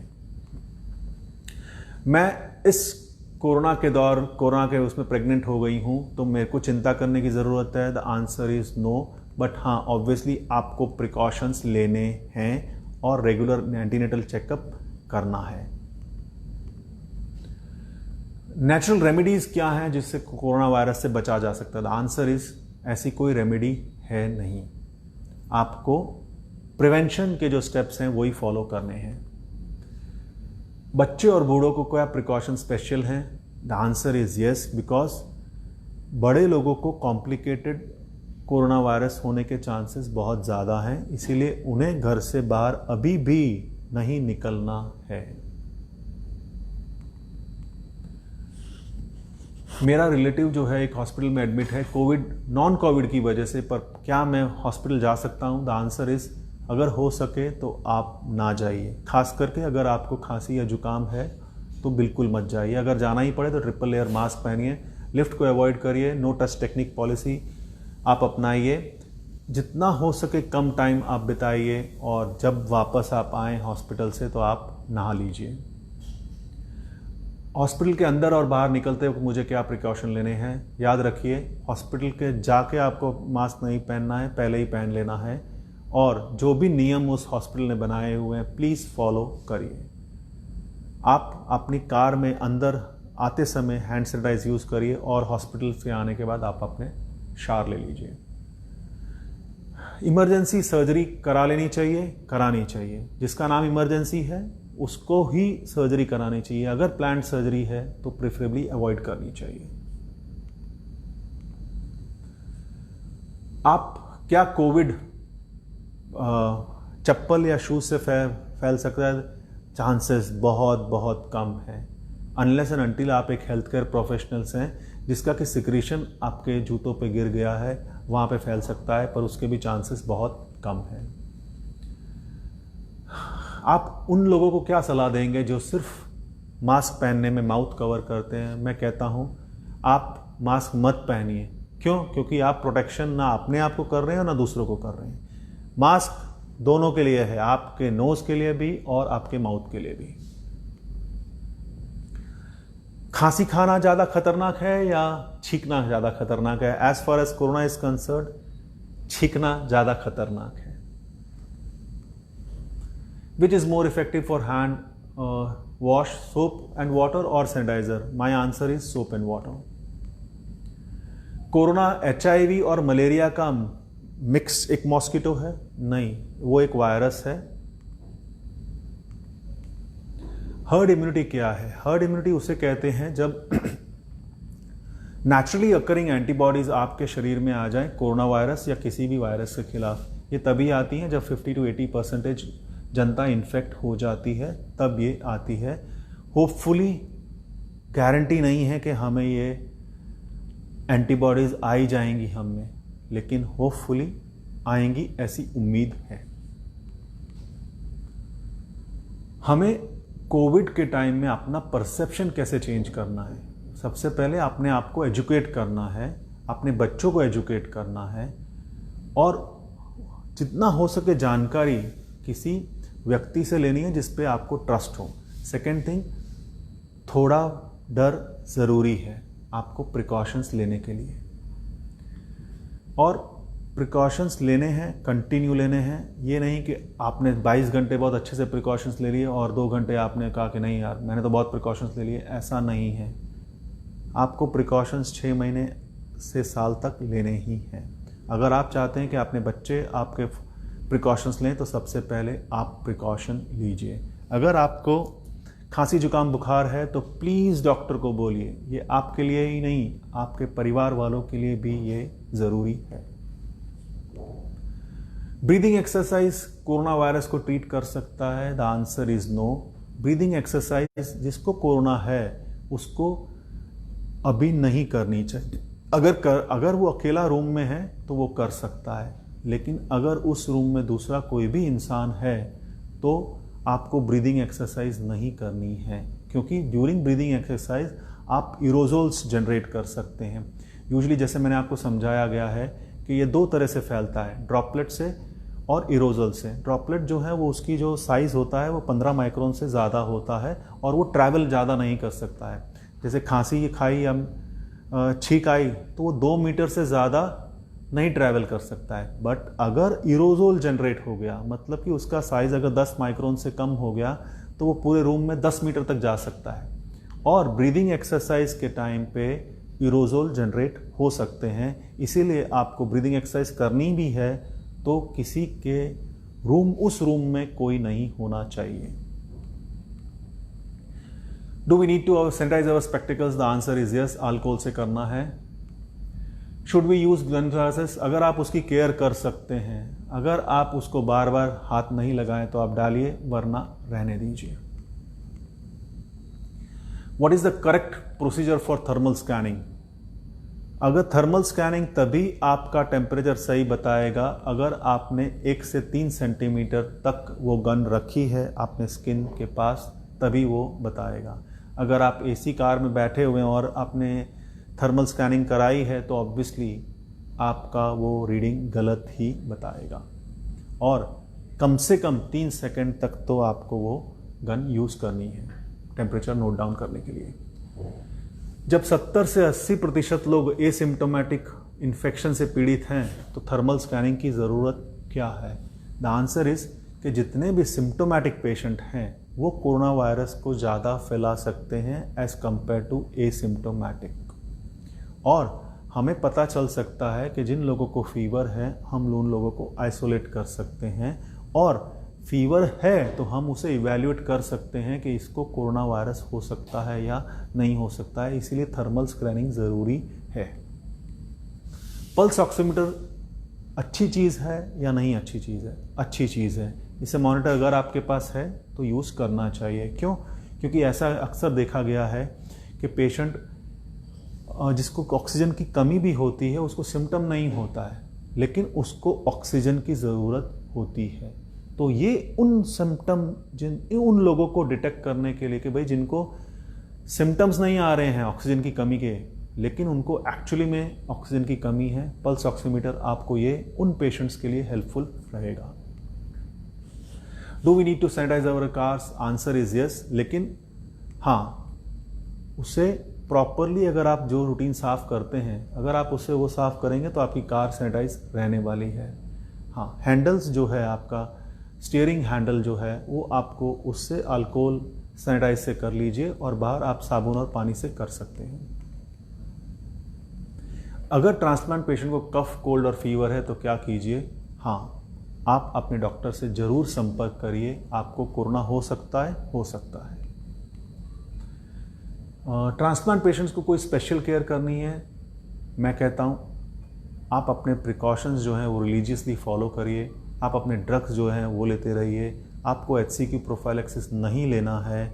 अगर आपको खुदा न खास्ता किसी वजह से आपको कोविड पॉजिटिव हो गया है तो होम क्वारंटाइन मत रखिए, आपको हॉस्पिटल में एडमिट होना ही है, और होम क्वारंटाइन का पीरियड ख़त्म होने के बाद आपको अपना टेस्ट कराना ही है, क्योंकि आप एक प्रोलॉन्ग कैरियर हो सकते हैं। इसीलिए आपके परिवार वालों को आपकी वजह से कोरोना ना हो, इसलिए आपको टेस्ट क्वारंटाइन के बाद कराना ही चाहिए। हाँ, और ऑब्वियसली आपको अपनी दवाई, आपको कोरोना की वजह से अगर आपको इन्फेक्शन हो गया है कोरोना का तो आपके डॉक्टर आपकी दवाइयाँ कम करेगा ही, रूटीनली आपको कम करनी नहीं है। हम अपने एक्सपोजर पोस्टपोन क्यों करना चाहते हैं? एक तरह से मैं ही बता रहा हूँ कि अल्टीमेटली 50 से 80% लोग इन्फेक्ट हो जाएंगे, तो हम अपना एक्सपोजर क्यों पोस्टपोन करें? पोस्टपोन इसलिए करें क्योंकि उसकी जो विरुलेंस है, जो उसकी घातकता जो है वायरस की, वो जैसे जैसे एपिडेमिक बढ़ेगा उसकी विरुलेंस या घातकता कम होगी। इसलिए जहाँ तक हो सके आप उसका इन्फेक्शन जो है या एक्सपोजर जो है वो पोस्टपोन करिए। How do we know about immunity against the virus? Serological test वो बता भी सकते हैं, नहीं भी बता सकते हैं, क्योंकि ऐसा ज़रूरी नहीं है कि अगर आपने सीरोलॉजिकल टेस्ट कराया और अगर वो आपका IgG पॉजिटिव आ गया तो उसमें आपको न्यूट्रलाइजिंग एंटीबॉडीज़ 100% हैं ही आपके शरीर में, ऐसा गारंटी के साथ नहीं कह सकते हैं। इसलिए मोस्ट इम्पॉर्टेंट हमें अभी सिर्फ प्रिकॉशन लेने के बारे में सोचना है। हर्ड इम्यूनिटी वैक्सीन के बारे में हमें अभी कुछ सोचने की ज़रूरत नहीं है। ESRD मतलब कि जिसकी किडनी फेल हो गई और डायलिसिस पर है, उसका ट्रांसप्लांट अभी नहीं हो सकता है, वेट करो, कंटिन्यू योर डायलिसिस।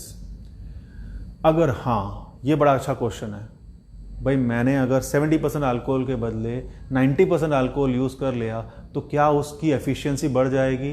नहीं, उसकी एफिशिएंसी इनफैक्ट कम हो जाएगी against the virus. I protection ज़रूरी है, ज़रूरी है। स्किन से कोरोना वायरस आपके शरीर में नहीं जा सकता है, बाकी सारी म्यूकस मेम्ब्रेन से आपका वायरस जा सकता है, इसीलिए आपको आँख बचानी भी ज़रूरी है।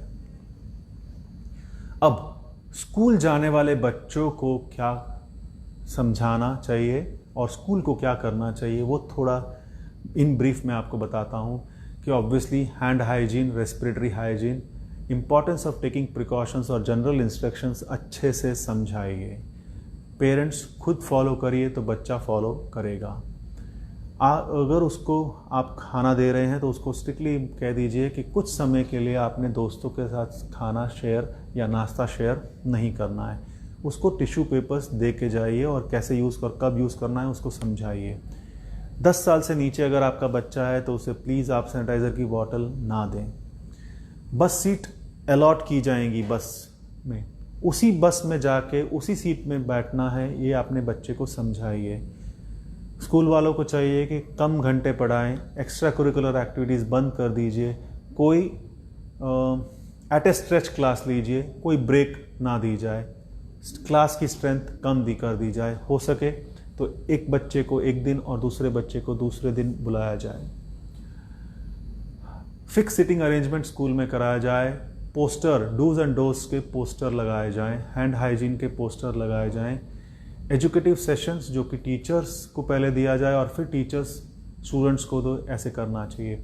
माइक सिस्टम इंस्टॉल कर देना चाहिए ताकि टीचर्स को बहुत ज़्यादा लाउड होने की ज़रूरत नहीं पड़नी चाहिए, नहीं तो अगेन एरोजोल जनरेट होंगे और बच्चे इन्फेक्ट हो जाएंगे।